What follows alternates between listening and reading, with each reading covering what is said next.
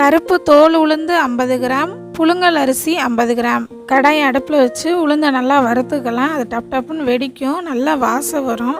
அப்படின்னா உளுந்து நல்லா வறுபட்டுருச்சுன்னு அர்த்தம். இது நல்லா வறுபட்டுருச்சு. அரிசியை லோ ஃப்ளேமில் வச்சு பொன்னிறமாக அரிசியையும் நல்லா வறுத்து எடுத்துடலாம். அரிசியும் வறுபட்டுருச்சு. அரிசி உளுந்து 2 வறுத்து எடுத்தாச்சு. இதை பொடி பண்ணி வச்சுக்கலாம். அது கூட 2 கிராம்பு ஏலக்காயும் சேர்த்து போட்டு நல்லா நைஸாக மிக்ஸி ஜாரில் அரைச்சி எடுத்து வச்சுக்கலாம். ஒரு பாத்திரத்தில் 1 டம்ளர் தண்ணியும் அது கூட 1 டம்ளர் பாலும் சேர்த்துருக்கேன். பால் நல்லா காயவும் அதில் 2 ஸ்பூன் மாவு போட்டு நல்லா கலந்து விட்டுடலாம். அது கூடவே நாட்டு சர்க்கரை ஒரு 2 ஸ்பூன் சேர்த்துக்கலாம். நாட்டு சர்க்கரை உங்களுக்கு தேவைக்கு தகுந்த மாதிரி நீங்கள் சேர்த்துக்கலாம்.